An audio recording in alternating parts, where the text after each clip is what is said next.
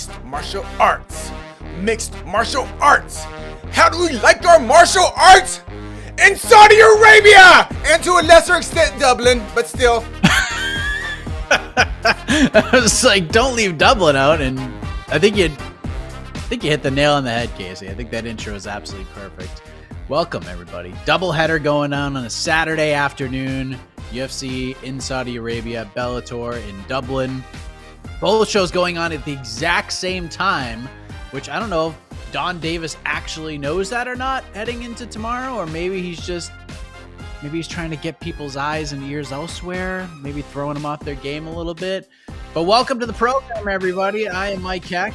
Hope you're all having a wonderful Friday and joining me to preview these events from New York right now. Just enjoying the Celtics parade from afar like I am, Mr. José Youngs. How we doing, sir? I'm still exhausted from game 5 or whatever it was. My body hasn't recovered. I lost my voice. It's just slowly coming back now. I stayed up far longer than I wanted to on the East Coast, but we persevere because Banner 18 was worth it. It sure was. Shout out to the Celtics. It's been a fantastic week, just sort of reliving all of it. Seeing mostly kind words from people. Then there's the haters who just hate everything. I don't know how you can dislike this basketball team, but that's neither here nor there. Jose, we got UFC Saudi Arabia coming up tomorrow. All the fighters weighed in and made weight. Bellator Dublin going down tomorrow as well. Why is Bellator going head-to-head with the UFC? I don't understand this decision making. Not even just head-to-head. Like, we've had these before where, like, maybe one starts earlier in the day and then the UFC ends. I think it was, I can't remember, but there was, like, what were the cards? I think it was Cyborg fought, I can't remember who she fought, and then Jessica Andrade, I think, fought Amanda Lemos, and then I think it was Katie Taylor and Amanda Serrano. But it seems like every fight ended and the other one would be just starting. Like, either the main event would end with one and then the co-main or near to the main event would start in the other. So it just lined up perfectly. It makes no sense for Bellator, PFL, whatever you want to call it, to go head to head with a UFC on ABC. Let's not forget that. So it's going to be on everyone's going to be able to watch this. I know the original main event with Robert Whittaker and Khamzat was uber impressive and uber exciting. Ikram Aliskerov stepping in for Khamzat is, a good second place. That fight absolutely rules too. It's a really good card. It's a really good main card. A lot of interesting fighters on it. So it makes, I don't know what, outside of, Francis fighting or Jake Paul fighting or, loading up Patchy Mix and Aaron Pico and Cyborg and all their well-known names on a main card. I can't think of anything that would deter fans from watching the UFC in favor of Bellator this week. And it's like the main event is fun. Paul Hughes is making his Bellator debut, or PFL debut, whatever you want to call it. So there are 100% fun storylines and interesting things to watch, but the UFC is just infinitely more interesting right now. It makes no sense for them to be going not just head to head, but simultaneously happening at the same time. Yeah. And we like to be honest with the world here. I gotta tell you, this Bellator card looks good. Like, it's a good, solid card. Yeah. Like, there's a lot of things that I'm actually interested in, but unfortunately, I will probably not watch a single second of it because we'll be watching the UFC card. Maybe we'll split screen it. Maybe it gets like the back right corner treatment, but it's just tough, man. Especially, you mentioned the main event for the UFC card, which is great. Like, Khamzat would have obviously been a very big deal because you don't know what the hell's going on with him. Chance to actually fight his way into a title. Robert Whittaker is a very tough out. We've been waiting for a matchup like this for Khamzat Chimaev. Gets the illness, and like you mentioned, Ikram Aliskerov comes in. I'm not gonna say it's equally as intriguing, but it's intriguing in its own way, is it not? Like, there's just a whole new level of intrigue. More mystery when it comes to Ikram Aliskerov because people know he's good and he's got a pretty high ceiling, but he's getting thrusted in there. To go from Worley Alves to Robert Whittaker just like that, it's a big step up. Yeah, and it reminds me of, when Khamzat fought these 2-3 fights and all of a sudden got thrown in with Gilbert Burns, and it was, one of the best fights you'll ever see. So Ikram, I like the air of mystery around him. I know his only loss is to Khamzat, and Khamzat has famously said that's the hardest fight he's ever had, like the hardest opponent he's ever fought. I think he said that before the Gilbert Burns fight at the media day he had down in Jacksonville, which you and I were at. I like this, like, just kind of take he's, how many fights he had? 16, 17 career. So he's not like a Bo Nickel where he's 5-0, 6-0. He's fought really high level competition before he got into the UFC.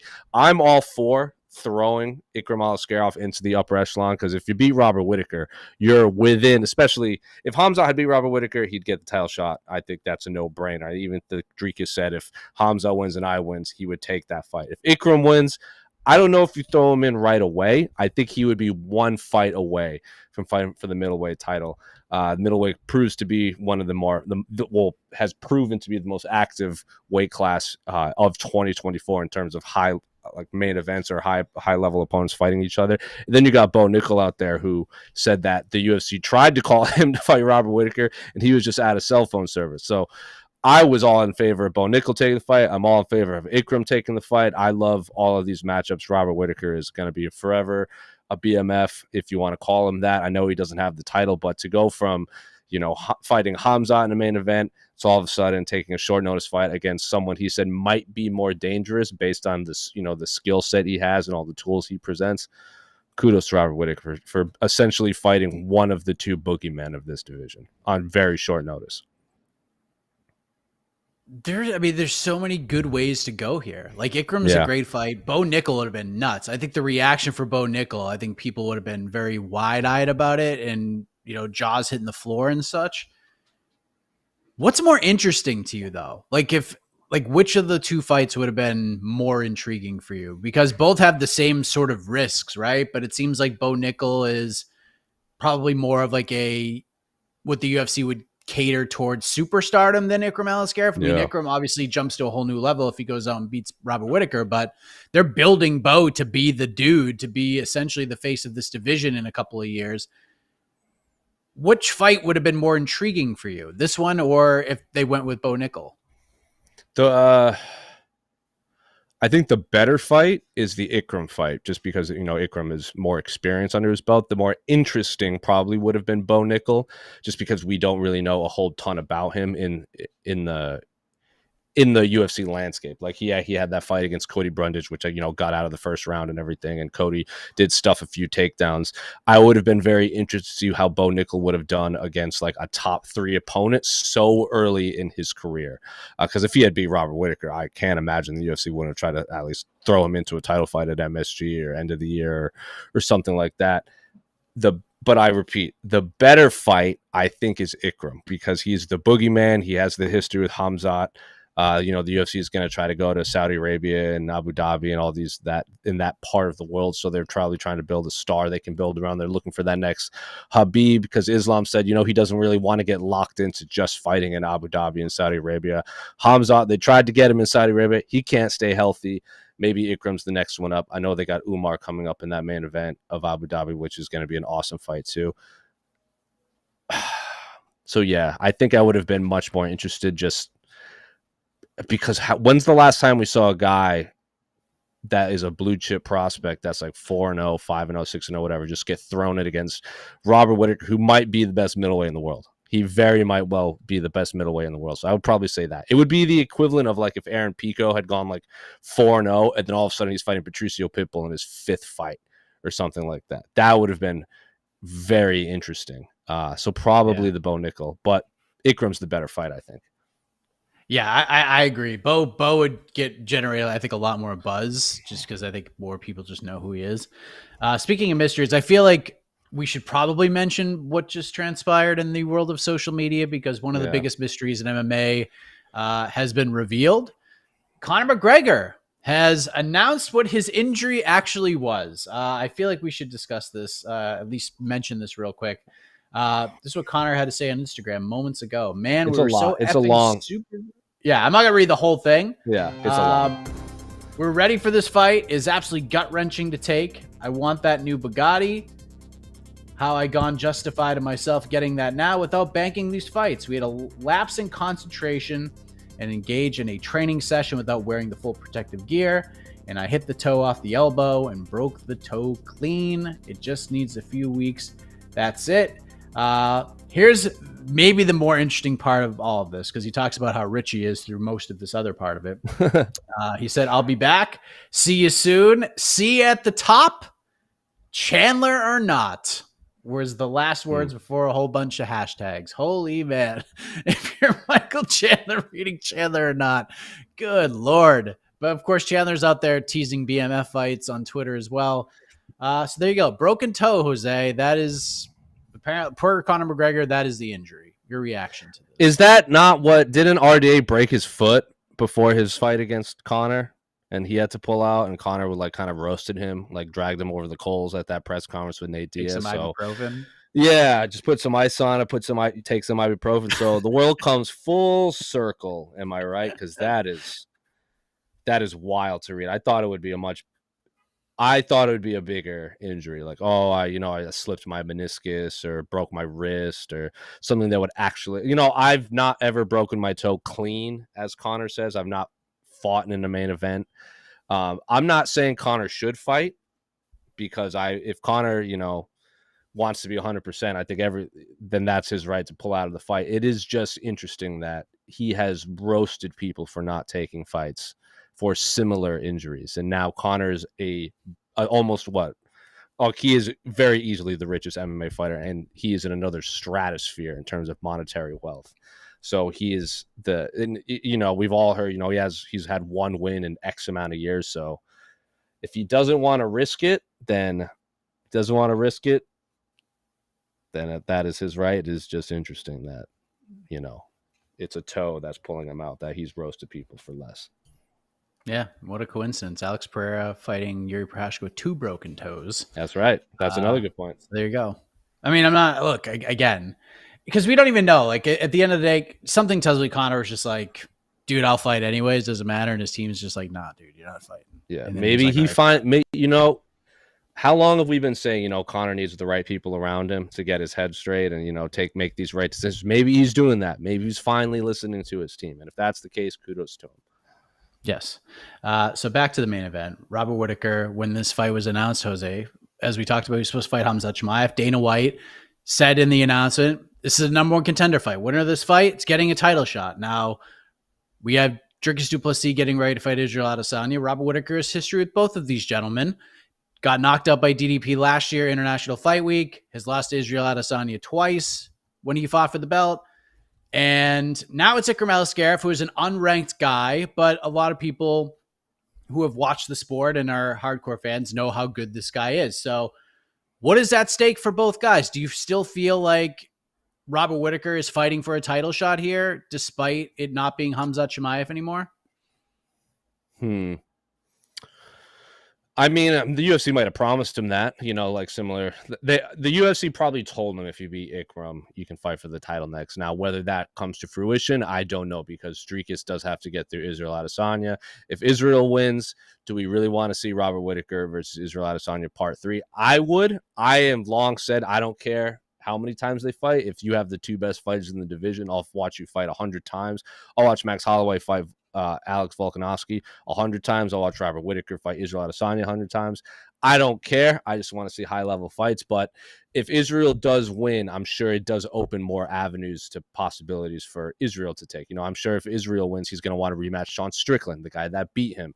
If Dricus wins, there might be more. Because like he said, if he in that same breath where Dricus said if Khamzat beats Robert Whittaker, he's down to fight Khamzat. He did say, if Robert Whittaker wins, he might be another win away.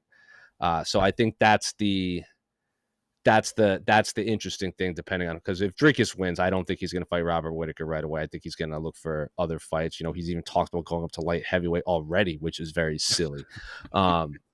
If Israel wins, I would imagine that he fights Sean Strickland, maybe, Q4. I don't think they're going to go to Australia again and New Zealand anytime soon, but that could be the main event for an MSG card, or Las Vegas at the end of the year. I know we have the last time Sean Strickland fought in Vegas was the Apex, and since then it's been New Jersey and Canada. I would imagine Sean Strickland would love a big pay-per-view fight in a place that he lives that's not inside the Apex. But yeah, Robert Whittaker definitely has more to lose there. If you lose to Ikram Aliskerov, your dreams of another middleweight title shot fall way back, simply just because of how the rankings work and how the UFC tries to use that. But if Ikram wins, one win away, I think he really is one win away. If you are Sean Strickland right now, are you rooting for one guy over the other right now? I don't think that's how Sean Strickland thinks. Well, I mean, he is waiting for a title. He's saying, I'm waiting for a title shot. And that's also typically not how Sean Strickland thinks. But you got to think he's got a domino has to fall here. So I bet I kind of feel like he's going to have to fight the winner of this fight either way. I have a feeling Sean Strickland doesn't even know Khamzat fell out of the fight. I'm just being honest with you. Sean Strickland's like, Robert Whittaker's fighting this weekend against who? That's probably what. Sean Strickland doesn't strike me as a guy who watches a lot of UFC if his teammates aren't partaking in the fights. Now his teammate Chris Curtis is probably the opposite. Chris Curtis probably has his finger on the pulse. So Sean, whoever wins this, I would love to see them fight Sean Strickland. But again, if Israel Adesanya beats Dricus du Plessis in Perth, that's a no-brainer. Like, Israel Adesanya has already said he wants to rematch Sean Strickland. Sean Strickland said he's waiting for a title shot. Both of those would line up. If you want to do Robert Whittaker, if versus, someone else in the co-main event, so you can have them both on the same timeline. You have a backup fighter, already in camp and on weight, so we don't have these short notice guys that aren't on weight and then have to make weight already. That's very unhealthy. Then I'm all for that too. But I really ask me again after UFC 305, and then I'll have a clear answer. Yeah, I feel like a lot of these big questions surrounding even the co-main event are going to evolve after the following pay-per-views 304 and 305. But let's get to it. This fight is super interesting. Robert Whittaker, the favorite, minus 162 right now, according to DraftKings. Comeback on Ikram Aliskerov, plus 136. Some money, late money coming in on Bobby Knuckles here. Good fight, man.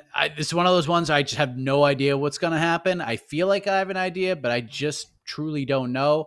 What's your gut telling you? Who gets their hand raised at the end of this thing? Well, like I said earlier, I truly think Robert Whittaker is one of the two best middleweights in the world. He might be the best middleweight in the world when he's clicking on all cylinders. I thought he was going to beat Dricus du Plessis, but as I say that, I thought he was going to beat Dricus, and then, he got beat pretty handedly. And then I thought the Paulo Costa fight was going to be, one of these back and forth wars. And it was for an extent, for a bit, especially when, he got roundhouse kicked in the face and survived. But then after that, he just kind of put it on Paulo Costa, and then he beat the soul out of Marvin Vettori. I think Robert Whittaker is absolutely fantastic. I'm also not a big fan of fighters that were, because let's not forget, Ikram was supposed to fight last weekend, and then they pulled him from the fight to replace Khamzat. I'm not, whenever there's a guy who's, about to peak and then, make weight on Friday, and then it gets scrapped and then he has to make weight again a week later, that's tough, stopping your weight cut and basically restarting it to fight a week later. I don't wish that on anybody. Robert Whittaker has had this date, June 22nd, on his calendar for X amount of months. He's been training for Khamzat, who's one of the scariest guys in this division, for a 5-round fight. Let's not forget that Ikram hasn't had a 5-round fight. He was preparing for a 3-round co-main event fight in the UFC Apex, and now he has a 5-round fight in the big octagon against Robert Whittaker. I think if both of these guys had full fight camps preparing for each other, it would be much more difficult to pick. But I'm pretty confident when I pick Robert Whittaker for UFC Saudi Arabia on June 22nd. I just think he's, like I said, one of the best middleweights on the planet. And just the timeline of everything, how everything has unfolded, all the dominoes unfolded, I think it's his fight to lose. This is so tough to call, man. I would say Ikram Aliskerov has 7 minutes to finish Robert Whittaker. He has 7 minutes to get him out of there. Yeah. And if he can't, I think Whittaker's going to cruise. And probably, I don't know if he finishes Ikram. I think my official pick will be a finish for Robert Whittaker, but it's pretty much exactly what you just said. If Ikram had a full camp preparing for a 5-round fight with Robert Whittaker, I would probably come on here and pick Ikram Aliskerov to win this fight. But to go from, it's just, you're just asking for a lot, man. Robert Whittaker's had to change up a ton of stuff to go from Khamzat to Ikram, but he was also preparing for a 5-round fight. Yeah. And Ikram also, wasn't. like, He was preparing to fight Antonio Tricoli. So yeah. Also, like, time zones exist. You know, preparing to fight in Las Vegas in an Apex and all of a sudden having to fight in Saudi Arabia 7 days later is tough. I'm sure Robert Whittaker has tailored his camp for, you know, to peak at a specific time so he can be ready to fight on Saudi Arabia time. I think this is Robert Whittaker's to lose. Yeah. Pick is going to be Robert Whittaker, 5th round TKO. But it would not shock me if Aliskerov just went in there and melted Robert Whittaker in the first round. It would not surprise me at all. I think it's going to be an awesome fight. I think it's going to be a 5-round barn burner. I think Ikram is a guy that doesn't. Both of the at some game plans do matter. You know, you do have to tailor yourself around your opponents. Like if you're fighting Khamzat, you're going to have to do a lot more wrestling than say when you're fighting Israel Adesanya, who's, you know, primarily a kickboxer. But once you reach the top of your division, and once you're not even just the top 5, once you're a top 15 fighter in the UFC, you're in like the 1% of fighters in the world at that weight class. At some point, game plans go out the window and you just fight on pure instinct and you can find a way to win. I think both of these guys are so talented that even though this is short notice opponent, they're very different from their previous opponents they were scheduled to fight. They're just so good at martial arts that I think they're going to find avenues to victory regardless. And I think this is going to be a 5-round fight. I think this is going to be an awesome, awesome performance from both men. Yeah, looking forward to it. I think, like I said, once we get to round 3, I think Whittaker starts to turn it on a little bit more and start to pull away. But man, Aliskerov hits like a truck, man. This dude is so good. And I stand by, even if this fight goes the way I'm predicting it will, I still think Ikram Aliskerov is going to fight for a UFC title someday. I think he's that talented. I've been very high on him for a while. It's a huge opportunity that he had to take, considering what this division looks like right now, because it could take him forever to get there at this point. So good on him. We'll see what happens, and may the best man win. We got Sergei Pavlovich, Alexander Volkov. Interesting fight. One other fight I wanted to talk about before we touch on Bellator real quick and go to the questions. The featured bout, Jose. Kelvin Gastelum versus Daniel Rodriguez. This has been the big talking point over the last 48 hours or so. Kelvin Gastelum goes to media day. The great Oscar Willis is asking him about his return to 170 and how he's feeling after the Sean Brady loss. And he's saying, tough training camp. It's got to be a rough weight cut. All these things. Big smile. Doesn't seem like he's taking it all that seriously. Doesn't show a ton of remorse. And then Daniel Rodriguez goes up to media day, and he looks like he's half dead from his weight cut. And he's looking pretty rough, pretty pissed off that Kelvin Gastelum is not only not making the weight, he's claiming that he offered to do it at 180, and Kelvin Gastelum wasn't even going to be able to make 180. Gastelum, at least on his Twitter account, tweeted by Kelvin Gastelum, says, we would have done 175 in the third person, mind you. But this fight's now a middleweight fight. Both guys obviously made weight. We have not been told what the actual penalty is going to be, but I would assume there will be some kind of penalty. So let me ask you this, Jose. I think it's a good fight still. I think it's going to be a lot of fun. Daniel Rodriguez is going to be pissed off, and that dude is about that life, in and out of the octagon. That is for sure. Is Kelvin Gastelum fighting for his job right now? Like, he may have been fighting for his job anyways, but after all this and having to move up an entire weight class, if he goes out there and loses to Daniel Rodriguez, do you feel like this is the last time we will see him in the octagon? Probably. I don't know what his contract situation is now, but if he loses, he would be 17-10, and he would have lost 4 of 5. And I'm trying to think, like, I know he beat Chris Curtis, and I know he beat Ian Heinisch, and then before that he had those 3 losses. So it would have been 1, 2, 3, 4, 5, 6. So it would have been 7 out of 9 or something crazy. If you lose, he's 2-6 in his last 8. So if he loses, he would be at 2-7. You said, so so it'd be 2-7, 9. Yeah, he'd be 2-7. He'd have double-digit losses, and he, kind of had this snafu on the weight scale again. I think historically that's not great. So I would probably, I would be, if I was a betting man, I'd probably bet on Kelvin maybe not being in the UFC, especially if he loses if he gets tapped quickly like he did to to Jack, or if he gets submitted like he did to Sean Brady, or if he gets TKO'd like he did to, who did he get TKO'd? No, maybe it wasn't TKO. I know he got dropped by Weidman. That might have been an arm triangle submission. But if he gets out there and gets stopped by Daniel Rodriguez, who we haven't seen since last May, probably. But if not, if say they do give him another chance, if he loses that one, that's a wrap. So at most, he'll get one more, just because Kelvin has been a very active fighter outside of, I think he took all of 2022 off, but before that, he's been, 2-3 fights a year. He's headlined a couple fights. He stepped in on a couple short notice opponents. So maybe the UFC owes him a favor, but if he loses, at most one more. And if he loses that, it's probably not great for Yuma's second favorite fighting son, Kelvin Gastelum. Yeah, I think Cain Velasquez. Cain Velasquez being the first. I think he's fighting for his job here. Yeah. I mean, dude fought for an interim belt. I'm sure he's making pretty good money in there. 2-7 in your last 9, not great. And again, it kind of annoyed me seeing how sort of remorseless he was up there talking about all of this. Kind of drove me nuts. But Daniel Rodriguez, shout out to him for taking this, and he could have just basically told Gastelum, "Nah, dude, I ain't fighting you." But he said he needed this after the long breather, so. I don't think, man. I think if say D-Rod loses, I think he's going to be fine. This is now the second time the UFC has like, you remember, because he was part of let's not forget, he was part of the whole Nate Diaz, Khamzat, Li Jinliang fiasco, Tony Ferguson back at, what was that, UFC, I don't even remember. 279, whatever it was. Yeah. So he's done the UFC now 2 favors with stuff like this. He'll be fine, even if he loses. Yeah. Shara Bullett's back. He's taking on poor Antonio Tricoli, who just keeps finding himself in matchups with the most dangerous unknown men in the UFC. It's crazy. Johnny Walker, Volkan Ozdemir. That is your main card that we just mentioned.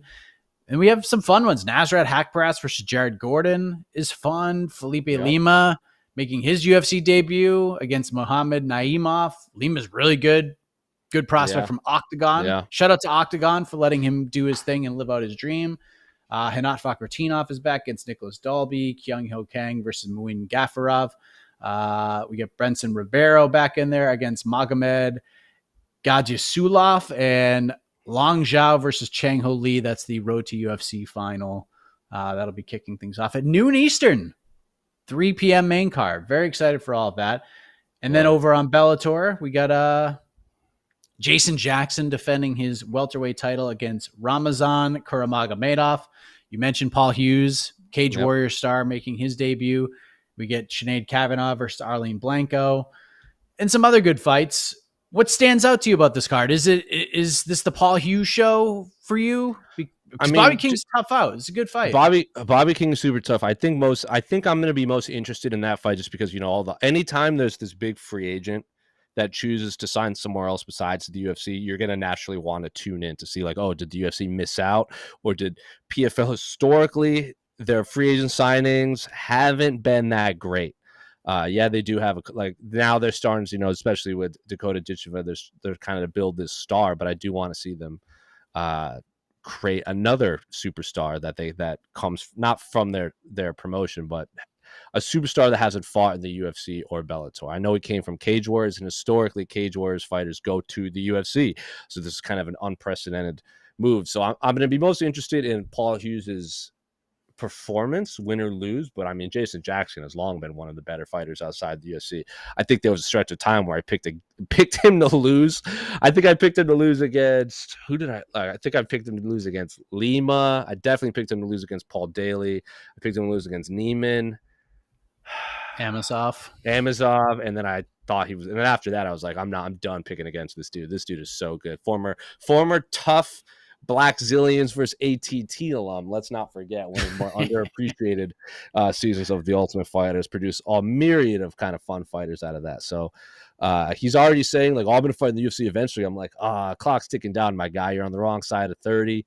The UFC doesn't historically sign those guys. He's not kind of a personality like Chandler or Kayla Harrison or MVP. But if he fights out his contract and he doesn't lose, and I don't know what his record is off the top of my head, I think he's like 16-4, 17-4, whatever it is. But if he goes out there, he ends like 20-4 and has X amount of title defenses. I hope the UFC signs him, because that would be another fun welterweight signing by him. But if he's already saying UFC bound eventually, I can't imagine PFL or Bellator is going to be in a rush to finish up that contract. So I don't know, but Ramzan's a tough fight. This is a really, really, really tough fight. It's not a bad main card. And then Ota is on the prelims, right? Like one of the, I think he's a silver medalist out of Japan, silver medalist wrestler out of Japan. And so elite, like if you like elite amateur wrestlers or Olympic wrestlers that transition over to MMA, I'm always going to be interested in. I know he's had a couple losses already. He doesn't have the most stellar record, but he fought in Ryzen and now he's about to fight in Bellator. So to go from a ring to a cage, I'm very interested. I'm excited to see him fight in PFL. Even though not a lot of people are going to be talking about him. Yeah, some good names on here. I'm very high on Norbert Novenu Jr. I think he's got something. He's got the person. He's got it all. Like he really has it all. And he's fighting Dalton Rossa. That fight I'm very, very interested in. Nate Kelly's back as well. We got Hassan Magomed Sharapov on this card. Even I'm a big fan of Michelle Montague as well. She is competing in this event as well. She was a PFL Challenger Series vet, if memory serves me correctly. I got to watch her fight on Masvidal's MMA card in Savannah, Georgia. That's right. She kind of beat the brakes off somebody. So and then Khamzat should be a fun card. Khamzat and Matos is the number one contender fight, or that's kind of what it's being billed as, right? Yeah, it should be the bantamweight fight. So the winner could fight Patchy Mix. So you could be, featherweight.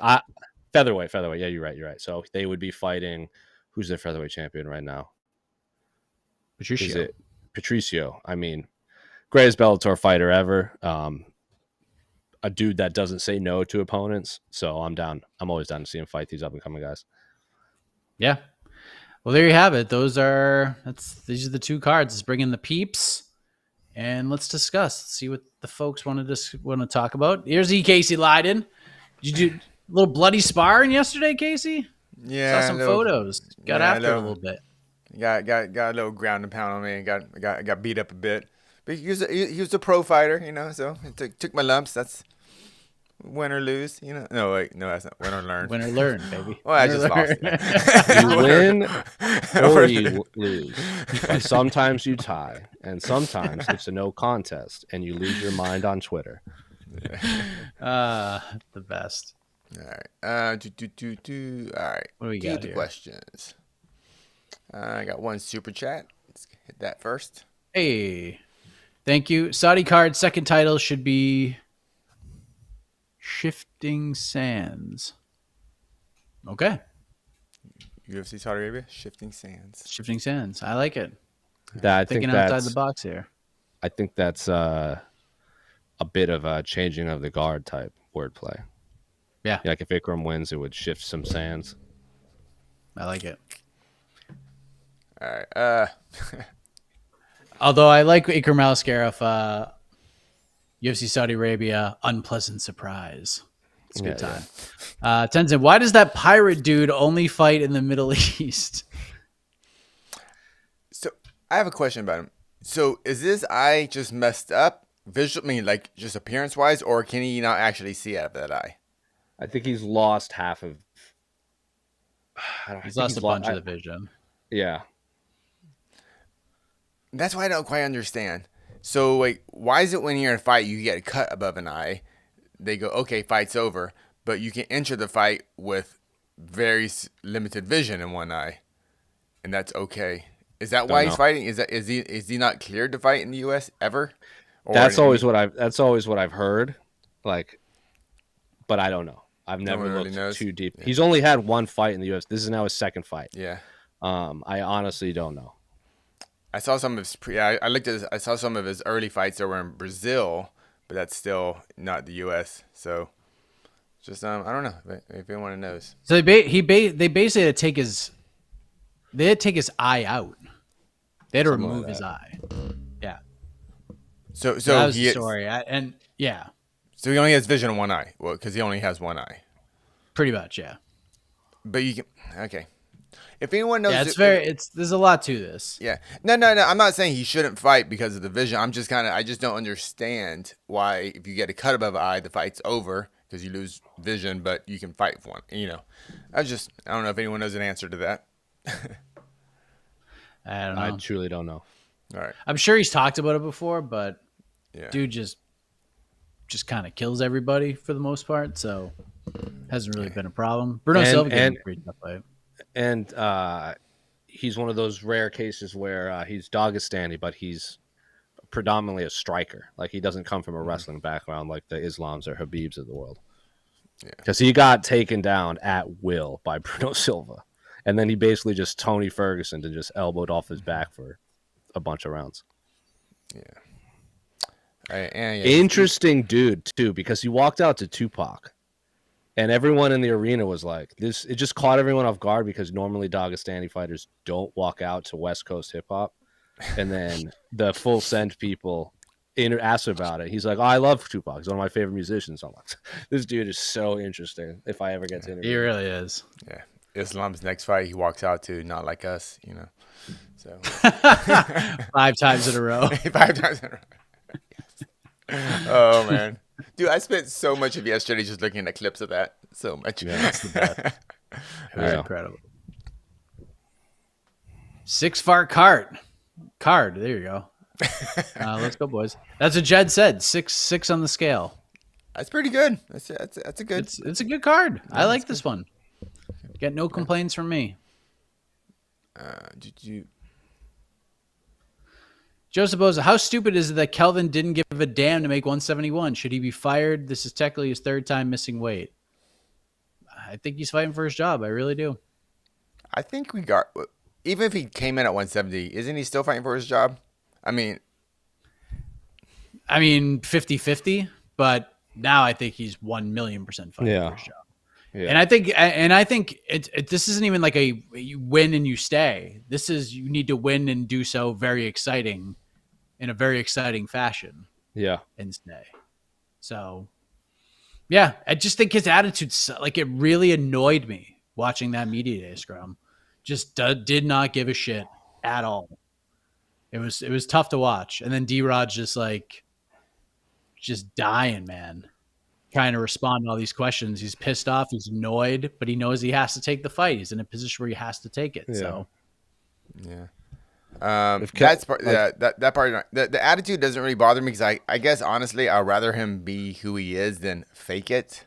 But yeah, he flew across the other side of the world, not intending to come 15 pounds over or whatever. That's crazy. And what D-Rod said at his media scrum, like Mike said, like, if you watch that, he keeps having to, he doesn't have a lot of saliva in his mouth when he's that close to weighing in. He keeps he's coughing and just trying to formulate thoughts. And he's like, I've had this date for a long time. So 13 weeks.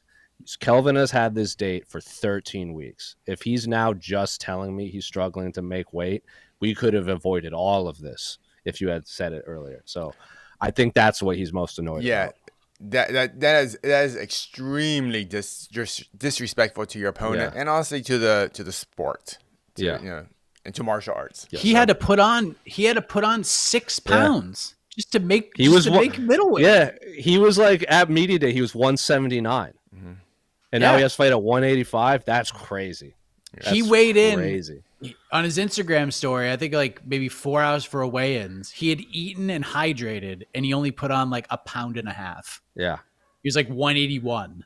So he had to like carb up even more and had to put on like 3 or 4 more pounds just to get inside like that number. It's crazy.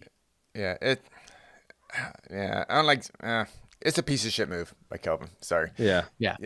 Hopefully he got paid. Yeah. Hopefully he got paid. Terms are not disclosed, but D-Rod did say. I like both of those guys too, but it is a bummer. Yeah. All right. Thank you much, Joseph Boza.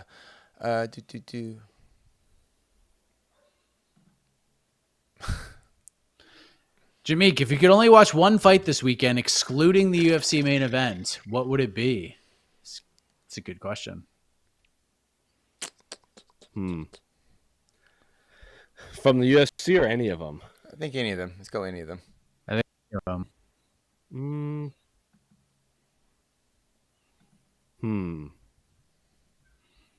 I am interested in the Char Bullet fight.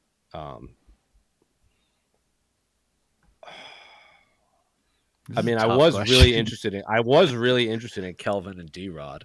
I mean, I'm still very much interested, but I mean, that might actually be the answer. Now it is that. Just to see now what happens. More heat, even more heat on it. I mean, we might. Renat is bad dude too, and fight Nicholas Dalby was a tough out for anyway. That's a great fight. That's just an incredibly high level fight. Are we sleeping on Johnny Walker Ozdemir as far as just a fun someone's gonna get knocked out fight, or could that be just a horrible fight? That's going to be one of two things. That's going to be a terrible fight, or someone's getting melted. Because that seems to be like Johnny Walker was a guy that got knocked out for a while, and then he had some stinkers. Volkan Ozdemir has kind of traded wins and losses and had his Magomed Ankalaev fight is not a fight that many people are going to go back and rewatch. same for his Nikita Krylov fight, but then he got absolutely melted against Jiri Prohaska, who does that to a lot of people. And then he tapped, I can't remember who he tapped in his last fight, but yeah, that's going to be terrible or awesome. Yeah, it's going to be one or the other. Oh, I love that Fakhretdinov Dalby fight.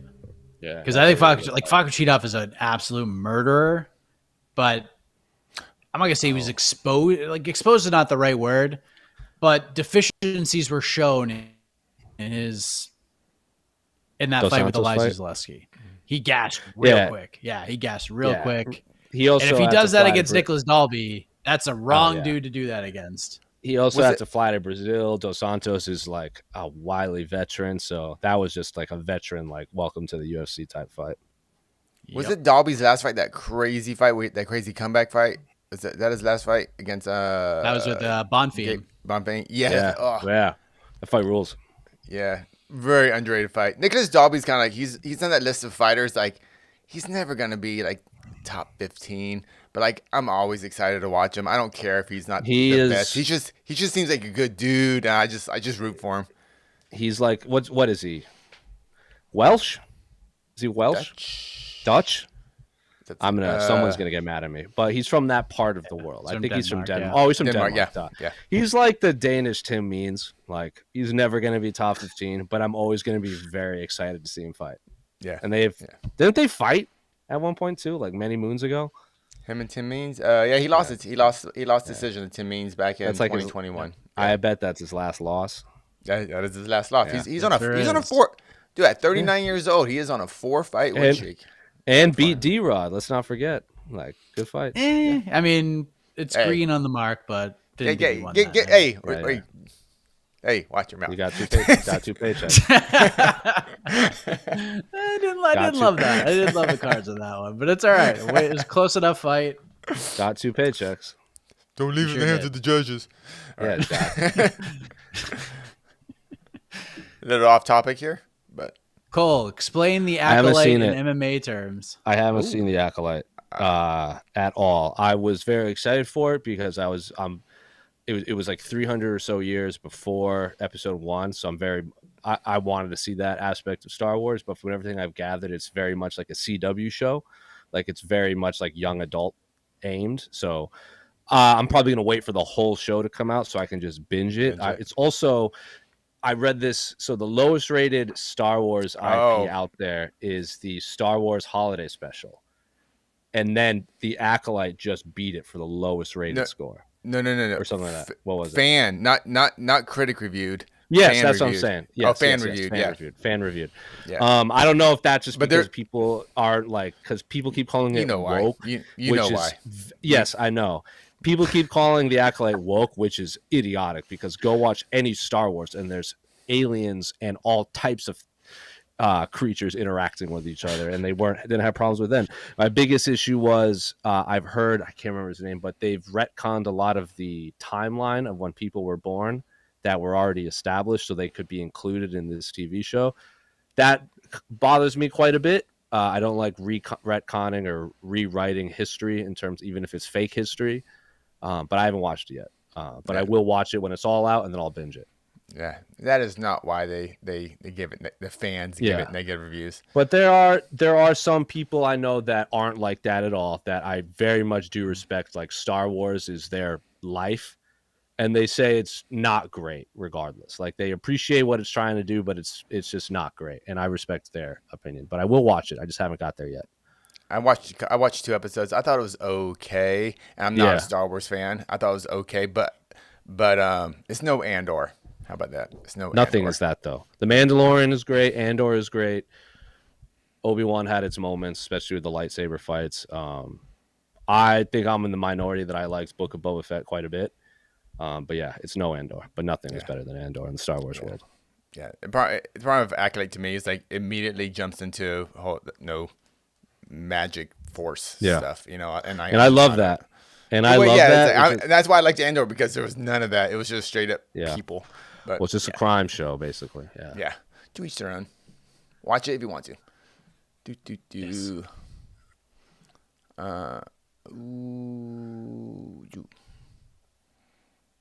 Jay, what was your guys' underrated fight on the card? Low key banger time. I think we said it. Renat and Nicholas Dalby is the underrated banger. It's buried on the prelims, and it might be the most high level martial arts fight in the entire card. There's a few, man. Like, I am real interested in Felipe Lima making his UFC debut. Yeah. Dude he is electric in there. He's so fun to watch. Very well-rounded, incredible athlete. Very, very fun. Nazareth Hackpress versus Jared Gordon is going to be fun too. Mm-hmm. It's going to be fun. Remember how people viewed Jared Gordon like 5 years ago? Dude was chinny. All he does is get knocked out. Dude hasn't been knocked out in a long ass time, and he's in fun fights. Imagine where he'd be right now if the judges got it right when he fought Paddy Pimblett. It's a whole different ball game. So, yeah, should be a good one. Hackbrass quietly putting together a nice little win streak himself. So, it's a good fight. There's a lot of good fights here. Yep. There's a lot of good fights. Zabit's brothers fighting on the prelims of the Bellator card, which will be a lot of fun. Oh, okay. Yep. And Novenyi and Dalton. Novenyi Dalton Rasta to me is the low key banger of the weekend. Yeah. I love that fight. Yeah.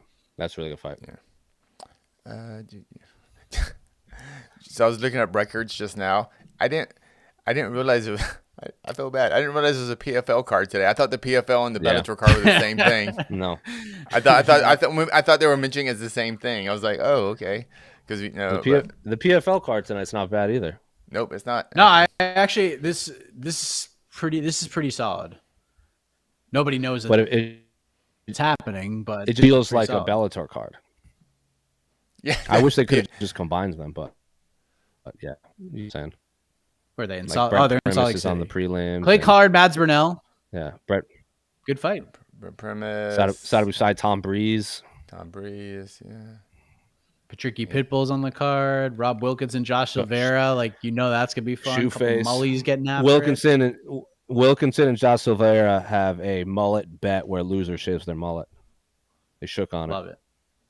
You can go watch that video on UFC vet Andrew Sanchez making his PFL debut. Yes. Wait, has he been a PFL before, or is this his first fight? Andrew Sanchez. It's his first one. Okay. I didn't even know he was released, but yeah, there he is. No, it's a second fight. He defeated Taylor Johnson.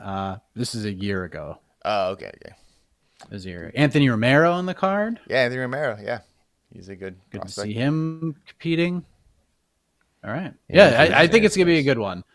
Yeah, it's a good weekend of professional MMA, but also a good weekend if you have other stuff to do too.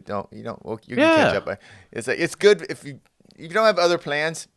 I think all 3 cards are actually just solid fights. They're very good. They're very solid.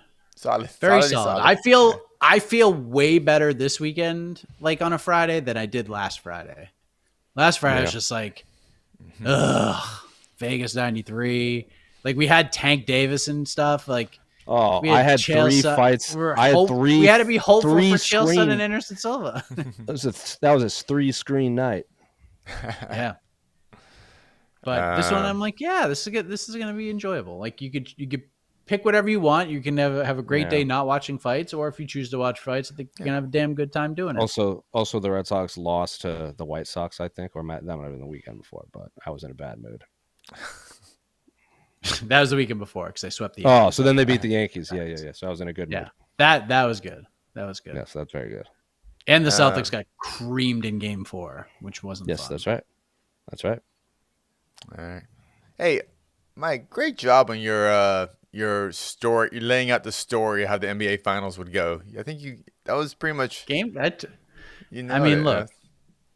I mean, I would love to just be transported back to the studio before the 302 watch party when I was telling the fellas Celtics are going to win in 5, and they all looked at me like I was high, like I needed to leave the building. I'm like, I'm telling you, it just did. The worst take of all, and I saw this by so many people, Dallas is deeper than this. They have a deeper team than the Celtics. I was like, you have to be. You have not watched a basketball game all season if you truly believe that. Yeah. Yes. Were any of the 5 games actually close toward the end? No, not at all. That's kind of like bummer, it's the lowest rated like NBA Finals like in years or something like that because there's no LeBron, there's no Kobe, there's no like Jokic or Giannis. It was the Luka show, but Luka was banged up and can't stop complaining to the referees, and then no, that's literally what his like Luka. Let me rephrase: the best player amongst 2 teams is Luka Doncic. He might be the best player in all of basketball, but if you watch the game, he did get fouled a bunch, but he would not get back on defense to say something to the refs, which is why in Game 4, when he did foul someone, he goes, "Yeah, that was my bad," and like he stopped complaining for one day, and they crushed us. And then he went right back into what he was doing for Game 5. So if he had just Tatum got concussed all game. Yeah, and if he had just shut his mouth in Game 5, it would have been much closer, and they probably could have won. It was the best. I know most people hated it, but I gotta tell you, as a Celtics fan, as a Boston sports fan, I gotta tell you, what a refreshing change of pace.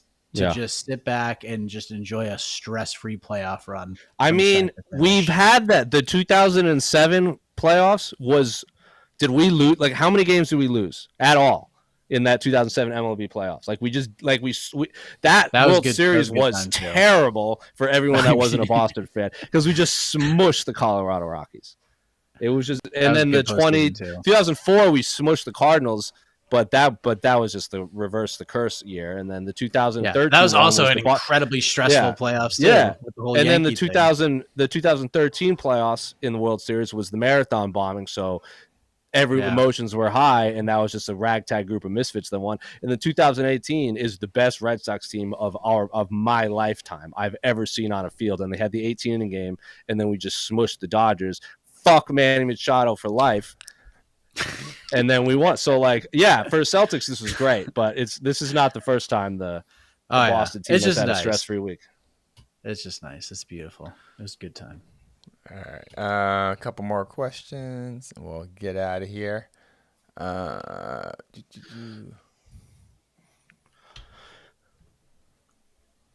Is Robert Whittaker in a lose-lose situation this week? If he beats Ikram, people will say he was expected to. If he loses, it'll be the biggest embarrassment ever. I get that last statement. Losing to Ikram Aliskerov is not embarrassing. Like, there's a reason. Like Bo Nickel says a lot of stupid things that have nothing to do with MMA. But I think the dumbest thing he ever said is when he was like, Khamzat, who are you fighting when you were 5-0? And then you go look at Khamzat's fight page. He's fighting Ikram Aliskerov. Like, literally, he was fighting boogeymen at 5-0. Ikram Aliskerov is on. There's a reason the UFC asked him to fight Robert Whittaker and not Joe Blow. They asked the 2 best prospects they had, and I don't even consider Ikram Aliskerov a prospect. This dude is a bad motherfucker. So, if he loses, no skin off, like respect to Robert Whittaker for taking that fight on short notice. And if he wins, gets another paycheck, and is that one step closer. So I don't think it's a lose-lose for either man. I just think this is a high level fight that will have happened eventually in the UFC. Yeah. Dude, he's a minus. He opened as a minus 135 favorite. Yeah. He opened as a minus 135. Like the opening lines. That just goes to show you how the sharps view Ikram Aliskerov. He's so Aliskerov good. is a plus 136 right now. Like, what was the line again? Whittaker on a week's notice. What was the line on Khamzat? The Khamzat line. He was. I will look it up. He was Khamzat was pretty big. Khamzat was the favorite for sure. Yeah, I know he's a favorite, but like how big a favorite? Just kind of curious. The opening odds were Whittaker was plus 140, Khamzat was minus 160. That's what I have. Yep. Okay, that's not. Yeah. And as of when the fight was done, when it was when it was removed, Khamzat minus 265 was what he was at before he got pulled. Yeah, that's a little inflated, but I think the opening line was good. Opening line. I think right. Khamzat's next fight has to be a 5-round co-main event. I don't want him in main events until he can make the fight. So we talked about Whittaker losing, but let's go the other way. What's Whittaker's path to a title fight if he wins? Does he root for Izzy or DDP? Or does he need Strickland to get the belt again because he's already lost to the other two?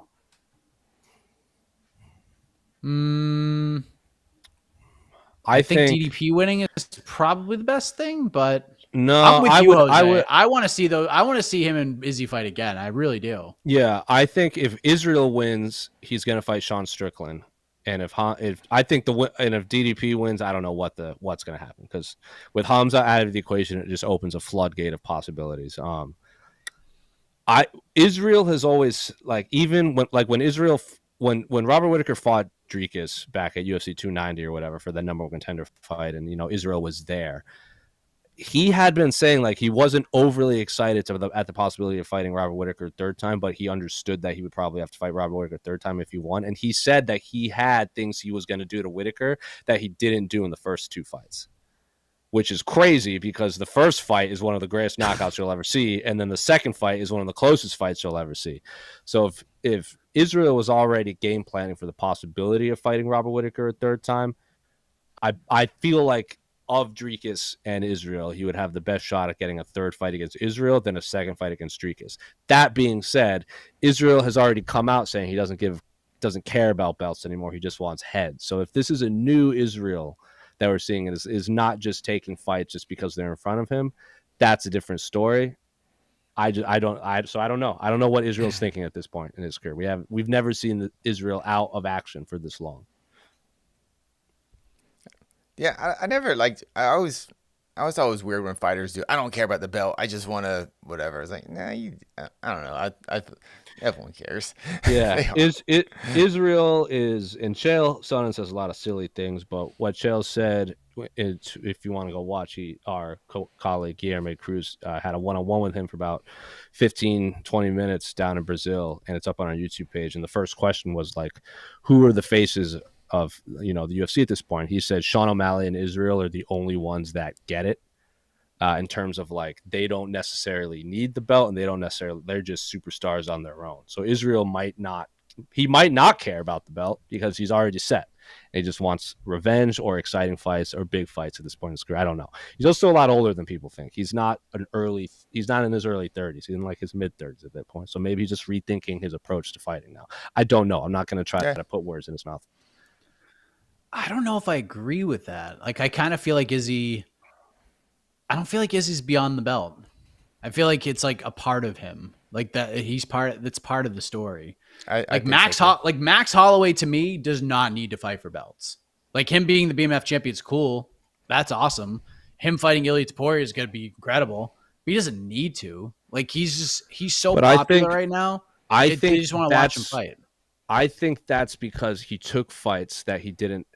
He could have done I want to fight for the belt, but he fought Arnold Allen and he fought Zombie and he fought Calvin K. Like, people respect Max Holloway because he just shows up and fights, even if he's not like even Volkanovski said after he beat him twice, and then Volkanovski's like, look, he did what he had to do. He went out there and fought. He could have waited, but he kept fighting. Yep. I think if Israel takes that approach, which I would love to see him, and just, I'll fight Jared Cannonier a second time. He doesn't have the belt, but I'll headline a fight night in Auckland, New Zealand.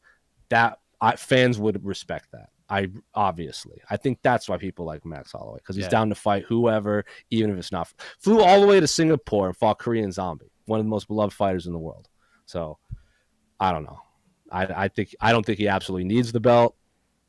I have a lot of, my girlfriend's younger brother can name like 3 fighters, and Israel Adesanya is one of them, and he doesn't watch MMA at all. So he definitely strikes a chord with a younger audience. Yeah, that's true. Achilles, does a big finish from Ikram set up a rematch with Khamzat? Also, stop bringing up the finals. Never, Achilles Jr. What did I tell you? And I mean, I would not hate it if I'd watch. Oh yeah, that's my concern. That's why I'm hesitant to book Khamzat against anybody right now. Yeah, but boy, if Ikram somehow here's what I would love to happen. I don't know if it's going to. I don't feel confident in it. If Ikram wins, he should fight Sean Strickland. Number 1 contender fight. That is legit. And if Ikram wins the belt, Khamzat returns and fights Ikram for the title. That would be insane. What a story. That's full circle as they come. Because I don't know if you guys have watched that fight. It is competitive until it ain't. Because Khamzat absolutely nuclear melts Ikram Aliskerov once the tide starts to turn. But it is fun as hell until that point. Khamzat to this day says that Ikram is his toughest opponent. That includes Gilbert Burns. That includes Kamaru Usman. Includes anybody else he's been in the UFC octagon with. When he was asked point blank who the toughest guy he's ever fought was, it was Ikram Aliskerov. That's his answer every single time. Respect. Yeah, that's what I don't want to say. Obviously, Khamzat has lots and lots and lots of health issues, that we don't quite know about. So, it's a fun thing to think about, but it's kind of far away. I also don't hate Paulo's idea of rebooking Paulo and Khamzat for Abu Dhabi. That's probably the fight you have to make, right?